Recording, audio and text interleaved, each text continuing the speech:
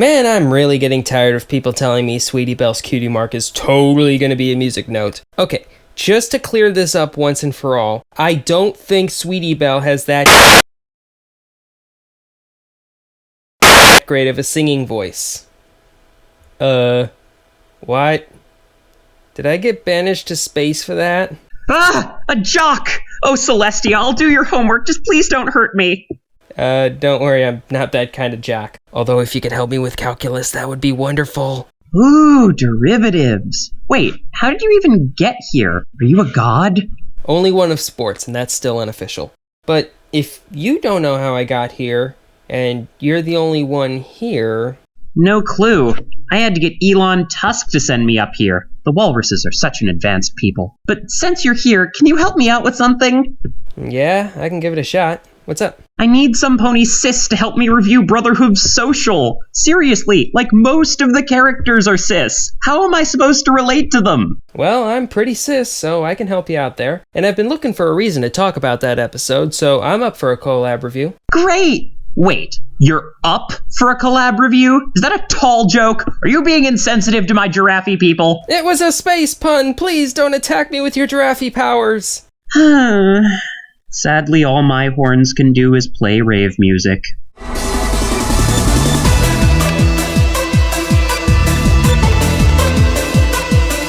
So, let's get started. Granny Smith and Big Mac are hanging out in the attic, looking for the blue ribbon for the Sisterhooves social. Granny thinks it would be a swell idea to use the ribbon from the first social for the winner of the obstacle course. Cool in theory, but it's probably hidden under 50-some-odd years of attic buildup. Hey, it could be worse. It could be at Goldie Delicious's place. I think that would be about 200 years in a Jaguar? And it would probably smell like cat pee. But anywho, we're getting off track. It's interesting to me that this is such a Granny Smith heavy scene, as the guy is fairly used to being muscle for Granny and not doing much on his own. Nevertheless, he's clearly not perfectly happy being muscle, as we see him looking out longingly at his sisters playing. All it takes is finding one of Apple Bloom's old toys to make him wander off. Hey, this has happened to all of us before, right? You're doing some spring cleaning or something and you find a long-lost toy or stuffed animal from yesteryear and you think about the good old days. Ah, good times. Yeah, but one pony's treasure is another pony's trash, so when Mac comes down the stairs to show it to Apple Bloom, she's not impressed. Though I think it's cool that AJ notices how much it meant to him. Bloomy is very impressed by Big Sis AJ, though, who is literally the greatest pony who has ever lived to her. Can do no wrong, breathes fire, and moonlights as John Cena in her spare time. I'm only making one of those up. I believe you are now legally obligated to play the clip. In 3, 2, 1! Aw, YouTube must not work in space. And yet, people still want me to meet dudes in low orbit. Ugh. But anywho, back to the episode. Honestly, I think the fact that Apple Bloom is ignoring Mac has less to do with how enamored she is of her sister, and more to do with how much everyone is used to ignoring the big guy. He's kind and helpful, but not very outspoken, so it's easy to latch on to the more interactive Applejack and just let Mac take care of himself. He doesn't need friends or family, right? Right? And it looks like this is something that's been brewing in Big Mac for quite some time. He's gotten to the point where he'd rather just bottle up that desire for attention and keep himself busy to help ignore it. But the honest one gets a butt call to come to the castle for an urgent friendship mission. Big Mac certainly doesn't seem to be interested in connecting with AJ over feeling left out. Honestly, I think he doesn't think he deserves attention. But of course, the power of Applejack's ass cannot be ignored, so when she gets called away, Bloom is all alone for the social. Also, we're getting a just for sidekicks / games ponies play thing for this episode, where the 2 episodes are happening at the same time and we're seeing it from different perspectives. Nice. Certainly cool. Anyway, Apple Bloom is down in the dumps, and none of Mac's vegetable-based humor can help her. You have to hand it to the poor guy. He's trying. Hey, it got me to laugh, so it must normally work. But then Sweetie and Scoot show up, talking about how Sweetie can't go either, and Scootaloo is going with Rainbow, since as Granny put it, the social always had a loose definition of what qualifies as a sister. Speaking of which, has it occurred to anyone else that this could have all been solved by Sweetie and Bloom competing together? I'm just saying. Yeah, That could have happened. I mean, Sweetie Belle competed with Applejack last year. Maybe they were holding out hope from their actual sisters, but I got nothing better. Oh, I've got something better. It's coming along. Right about... To quote Crypto from Destroy All Humans, your way's more fun. That it is. That said, I can't say this is even slightly a good idea. I mean, even if Orchard had a stereotypically female frame, blending takes serious time and work. It's a skill you have to build up. I've been working on it for years, and I'm still visibly trans. And yet she thinks she can pull it off with absolutely no preparation. Oh, sweetie, you're trying, but this is a bad idea, and you know it. Although, hear me out for a second, what if this isn't Big Mac's first try at this? Those massive heels and wigs are something you probably just can't find at a JCPenney or something. And the song he did... Foul! Did I not think of something? Oh, no, your theory's sound. In fact, it's the premise of several solid fanfics. I'm just calling you out on the pronoun foul. When you're dealing with a person who's presenting as a given gender, you're supposed to use the name and pronoun they prefer. In fact, Orchard Blossom totally corrects Sweetie Belle on that, so... I mean, I get that this is a slightly different scenario, but treating her as other than female is a bit of a slippery slope. Fair point. And in fact, the Ponyvillians all do a good job of calling her Orchard Blossom and using female pronouns, even if most of them seemed like they had a question mark attached to them. But either way, I don't think anyone misgendered her, so 10 points to Ponyville!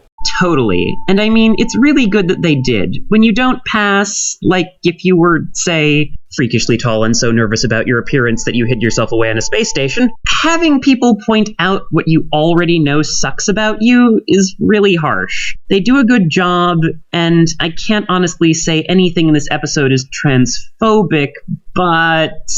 there are some details that can make certain viewers a bit uncomfortable, even if they are technically accurate. Seriously, it's really cool that they show her Adam's apple lowering as her voice lowers, as one of the main ways trans folks modulate their voices is by moving their voice boxes up to make them higher and down to make them lower. The staff clearly did their homework. There is an apple pun in there somewhere, and I will rack my brain trying to think of it. But in the meantime, on with the episode. So, Orchard and Bloomy try a whole bunch of other events, with Orchard desperately trying to get Apple Bloom a blue ribbon in an attempt to make Apple Bloom respect her again. And throughout the whole process, Orchard fails in one way or another, usually involving her clothes. Pro tip: wearing women's clothing is hard, especially if you don't do it all the time.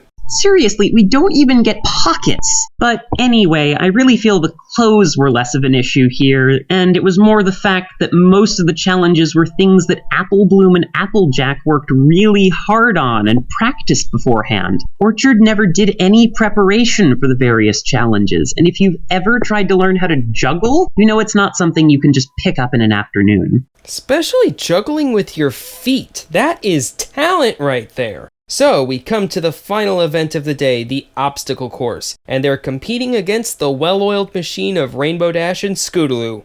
Ruh-roh, things are looking bleak for our young heroes. Don't worry, they'll... Oh, Orchard, sweetie, you really shouldn't destroy the entire obstacle course. Seriously, you losing your clothes, although tragic, as that dress was very impressive, was not the problem here. She just flipped out and tried to smash her way through the whole thing.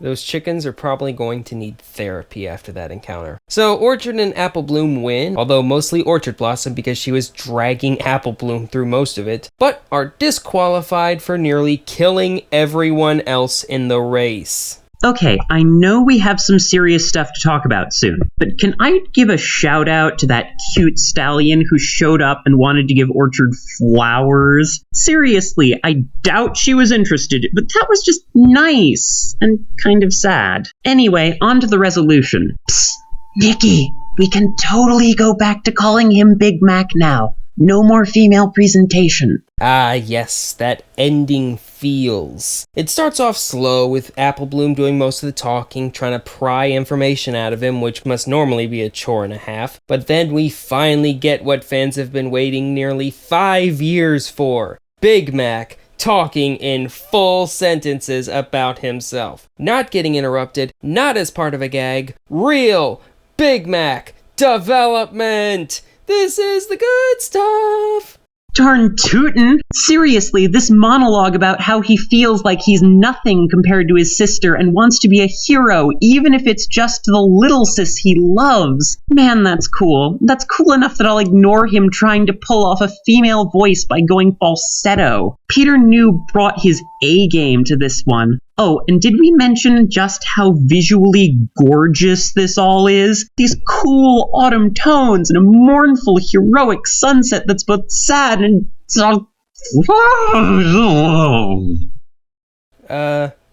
Medic? She'll be okay, I'm sure. And also props to Mr. Dave Polsky for squeezing every last drop of feels out of this scene. Apple Bloom had me close to crying when she was talking about how much she looks up to Big Mac, which not a lot of episodes can do. I'm okay. Yeah, no, this was... I'm just going to say it. This moment was probably my favorite scene of the season. It was meaningful, heartfelt, and important. I'm genuinely impressed that the staff could pull it off.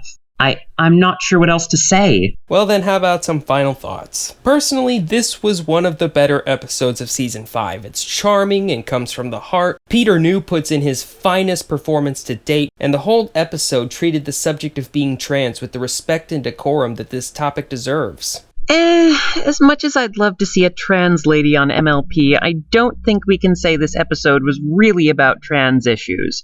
Big Mac's probably a cross-dresser at most, though an argument could be made about Orchard Blossom actually talking when Big Mac was afraid to say 2 words, but that's besides the point. This was a story about a brother who really cared about his sister and wanted to reconnect with her so bad he'd do anything to pull it off. I'm not sure if it's one of my favorite episodes of the season, because when I watched it I was cringing the whole way through. But every time I look back at it, I see something else to love. All the stuff that made me cringe was really just me empathizing with Big Mac's struggles. I wasn't upset because I found it offensive. I was upset for the same reason I couldn't watch Spike sing the Cloudsdale anthem. I was watching someone put their reputation on the line and flubbing in spite of trying really hard. But overall, I loved this one. And while I doubt it will ever come up, I think it would be cool to see some more Orchard Blossom in the future. But even more than that, I'm looking forward to more Mac, because there's more to him than meets the eye. Well, that was fun. Now that that's taken care of, I just need to figure out how I got here. It's okay, I can get you back. In 3 weeks, a Falcon 9 with a Dragon Rider capsule is going to dock here. And if we move the chips out and apply for a grant to get you some oxygen... 3 weeks? With limited oxygen? Do you at least have more pony episodes to watch? Totally, and don't worry. On this space station, we use plants to make more oxygen. Yeah, I can hang here. Let's see if anything happens in the next episode. My money's on it being a total filler episode. Yeah, I guess nothing interesting will happen at all. Well, I guess that's all for now. Remember, keep your head held high. And I'll see y'all later. But then Sweetie and Scoots show up and talk. But then There's no Q in Sweetie Belle. But then... All hail Lord Squeety. That's an outtake. But then Sweetie and Scoots show up talking about how much Sweetie can't go eat. But then Sweetie... I'm sorry I put it in your head. Dang it. Sweetie Belle will rule the world someday.